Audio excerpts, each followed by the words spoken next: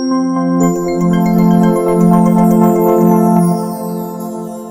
अस्सलाम वालेकुम व्यूअर्स, मैं हूं असदुल्ला बैरिया टाउन कराची से और हमारे साथ सर अमानुल्लाह पंजवानी साहब जो मौजूद है। इनके साथ अभी हमने रिसेंटली एक वीडियो रिकॉर्ड की सुप्रीम कोर्ट के केस के हवाले से, वो वीडियो आप जो लाजमी देखिएगा। तो आज हम अभी ये वाली जो वीडियो है इसके ऊपर हम लोग बात करेंगे बैरिया टाउन कराची की करंट जो रियल एस्टेट की मार्केट है उसके हवाले से और इन्वेस्टमेंट के हवाले से कि यहाँ पर अभी इन्वेस्टमेंट जो है वो लोगों को करनी चाहिए नहीं करनी चाहिए। तो सर बहुत शुक्रिया आपके टाइम का वंस अगेन।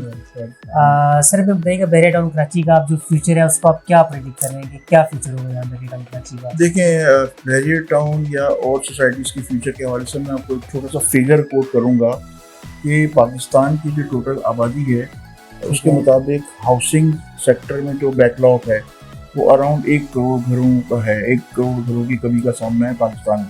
ठीक है। पाकिस्तान में टोटल जो नीड है एज पर पॉपुलेशन वो 3 करोड़ घर होने चाहिए। ठीक है, पूरे पाकिस्तान की बात करूँ, not Karachi, not Bahria Town. उसमें से 2 करोड़ घर हैं और 1 करोड़ घरों की कमी का सामना है। हर साल इसके अंदर 7 लाख घरों का इजाफा हो जाता है, यानी डिमांड बढ़ जाती है। हर साल 7 लाख घर अगर बने एक साल में तो जो एक साल की डिमांड है वो पूरी होती है। ठीक है, बनते हैं तकरीबन 3 लाख घर, यानी 4 लाख घर जो है उसमें वो ऐड हो जाती है स्कैरसिटी जो उसकी किल्लत है उसके अंदर। अच्छा, अब ये फिगर तो अपनी जगह पर है, ठीक है, कि बन कितने रहे घर। इसके अलावा जो आरसीसी घर है पूरे पाकिस्तान में, अगर उसकी आप फिगर आउट करें तो जो मैंने आपको 3 करोड़ का फिगर दिया है, आरसीसी घरों की तादाद 40% है। इसके बाद रेड ब्रिक्स के जो मकानात आते हैं, लाल ईंटों के, आप देखिए हैदराबाद से लेकर पूरा पेशावर तक लाल ईंट इस्तेमाल होती है। कराची में सिर्फ ब्लॉक इस्तेमाल होते हैं। 40% मकानात रेड ब्रिक्स के हैं और रिमेनिंग 20% जो मकानात हैं वो कच्ची मट्टी गारे के गांव गोठों में बने हुए हैं। ये ओवरऑल पूरी कंडीशन है पूरे पाकिस्तान में हाउसिंग के हवाले से अगर बात करें। साल में ये 80,000 घर जो है वो टूट जाते हैं, सैलाब की नज़र हो जाते हैं, ज़लज़लों की नज़र हो जाते हैं, बारिशों की नज़र हो जाते हैं। ठीक है, ये मैं पाकिस्तान का आपको फिगर दे रहा हूँ। तो जिस प्रोफेशन में डिमांड और सप्लाई में गैप आता रहेगा और ये बढ़ रहा है मुसलसल, ठीक है, जितने आबादी बढ़ रही है उसके मुताबिक जो है ना घर नहीं बन रहे। एक और फिगर मैं आपसे कोट करूँगा, डेली बेसिस के ऊपर कराची जैसे शहर में 1000 लोग माइग्रेट करके कराची में आबाद होते हैं पूरे पाकिस्तान से। 1000 पर डे जी, पर डे 1000। ठीक है, ये आते हैं यहाँ पर ज़ाहिर रोजगार के सिलसिले में आते हैं कराची। अब जो बंदा रोजगार से सिलसिले में आएगा वो कहाँ रहेगा? वो बहरिया में विला तो नहीं ले सकता। वो कच्ची आबादियाँ और गोठ उस तरह के डेवलप होते हैं, कब्जे होते हैं ज़मीनों पर। ये एक अलग टॉपिक है। मकसद बताने का ये है असद के हमारे यहाँ डिमांड और सप्लाई का गैप डे बाई डे इसमें इजाफा हो रहा है। ठीक है, अब जब यहाँ आती है वैल्यूएशन के लिए या कॉस्टिंग की या प्राइसिंग की, तो आप देखें वैल्यूएशन हमेशा रियल एस्टेट में प्रॉपर्टी अप्रिशिएट होती है। ये पाकिस्तान जैसा वाहिद मुल्क है जहाँ वैल्यू अप्रिशिएट होती है प्रॉपर्टी की। दुनिया में कहीं भी इतनी रफ्तार से वैल्यू अप्रिशिएट नहीं होती जितनी पाकिस्तान में होती है। ठीक है, अब हम जरा करंट सिनेरियो आ जाए।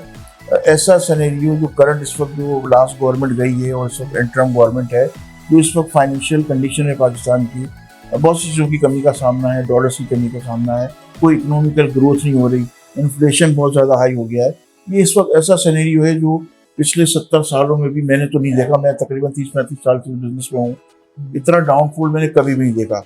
मगर एक चीज़ आपको मैं यकीन से कहता हूँ, जो कंस्ट्रक्टेड प्रॉपर्टी है, बाइंग सेलिंग जो ओपन प्लॉट्स के अंदर हो रही है वो तो बिल्कुल स्टक है, ऑलमोस्ट बहुत कम है।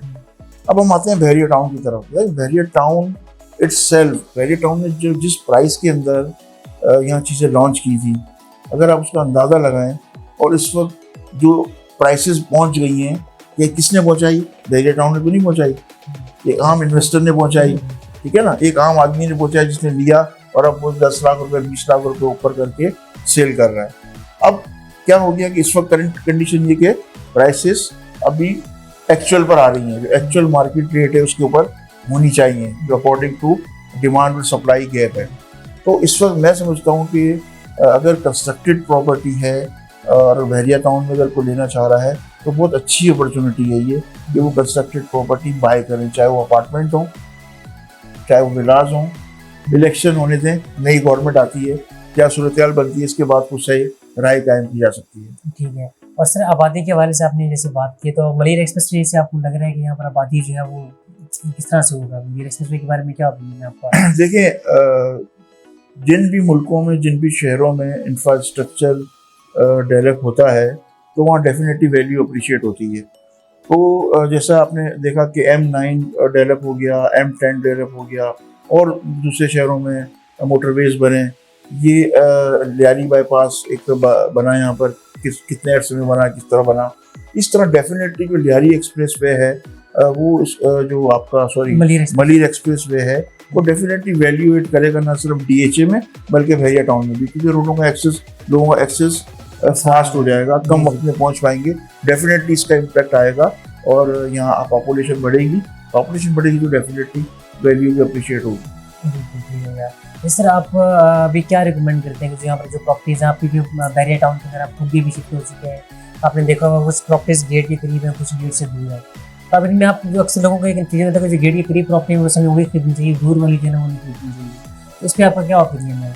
देखिए, छोटा सा फार्मूला है, जितनी गेट के करीब होगी वो वैल्यू ज़्यादा होगी, जितना आप आगे जाते जाएंगे प्राइस कम होती जाएगी। इसलिए मैं आपको वादे मिसाल तो अगर इकबाल या कायद विला में आप अगर लें तो मेरा ख्याल है 2 करोड़ से ऊपर का है मकान, ऐसे ही है जी, किराया भी 40, 45, 50 हज़ार रुपये चल रहा है। अगर आप आगे 10A की तरफ जाएँ, 11A की जाए तो आपको 2 करोड़ के अंदर विला मिल जाता है। तो जितना आदमी डिस्टेंस पे जाता है जो है ना उसकी प्राइस फिर कम होती है। अब ये आपका बजट इन्वेस्टर का क्या है उसके मुताबिक वो जो है करता है, मगर ये है कि कहीं भी ले उसकी जो सराउंडिंग में लोकेशन को बड़ा प्रेफर करें कि आप जहाँ भी कोई मकान ले रहे हैं, विला ले रहे हैं या फ्लैट ले रहे हैं, उसकी लोकेशन क्या है, उसकी सराउंडिंग्स क्या है, बराबर में क्या क्या एमिनिटीज़ अवेलेबल है रहने के लिए, जो आपको नेसेसिटी चाहिए, जैसे मॉल्स हैं, गैलरीज हैं, मस्जिद हैं, ये बुनियादी ज़रूरतें हैं। वहाँ जो है ना वो वैल्यू ज़्यादा अप्रिशिएट होगी और वहाँ लेनी चाहिए प्रॉपर्टी। ठीक है। अच्छा सर, मैं आखिरी सवाल एक आपसे ही जो है ना मैं करूँगा, आपके हवाले से मैं करूँगा सवाल कि भी आप कराची में रह के, कराची के बाद रिसेंटली आप बहरिया टाउन कराची के अंदर आप जो है तो हम आपको वेलकम भी करते हैं बहरिया टाउन कराची में, तो क्या आपने डिफरेंस क्या फील किया वहाँ कराची शहर में और यहाँ पे जो बहरिया का लाइफ स्टाइल है, बहरिया की तरह आपने क्या?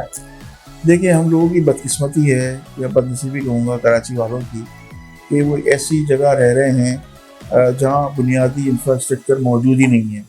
पानी, बिजली, सड़कें देख लें आप, गैस के हालात देख लें, इंफ्रास्ट्रक्चर में तकरीबन ज़ाहिर 60 साल जो है ना कराची शहर में रहा हूँ और अभी 6 महीने मुझे यहाँ हुए हैं और मुझे पता है मेरी पर्सनैलिटी के अंदर कितनी ग्रूमिंग हुई है, मेरी मेंटल हेल्थ कितनी रिलैक्स हुई है। एक इन्वायरमेंट का अपना इम्पैक्ट होता है। नो डाउट बहरिया जैसी स्कीम जो है ना पूरे पाकिस्तान में नहीं है, यानी बहरिया जो पिंडी में है, बहरिया जो लाहौर में है, उससे ज़्यादा इंफ्रास्ट्रक्चर डेवलप इंफ्रास्ट्रक्चर यहाँ का है। पुरसुकून और पीसफुल माहौल है। जब मेंटल तौर पर आदमी रिलैक्स होगा तो बहुत सारे क्रिएटिव काम कर सकता है। नो डाउट आउट क्लास ये बेसिकली बहरिया टाउन अगले 100 सालों की प्लानिंग के तहत आबाद किया जा रहा है। ये जो इतनी बड़ी बड़ी सड़कें हैं, 8-8 लाइनें, 6-6 लाइनें, बड़ी बड़ी सड़कें हैं, ये कोई आम बिल्डर अफोर्ड ही नहीं कर सकता। आम बिल्डर अफोर्ड ही नहीं कर सकता। इतना ज़्यादा एरिया वो खुला छोड़ ठीक है, जितना ओपन एरिया उन्होंने छोड़ा हुआ है, तो एक बिल्कुल एक ह्यूमन नेचर के पॉइंट ऑफ व्यू से इसको डिज़ाइन किया गया है कि इंसानों के रहने के लिए।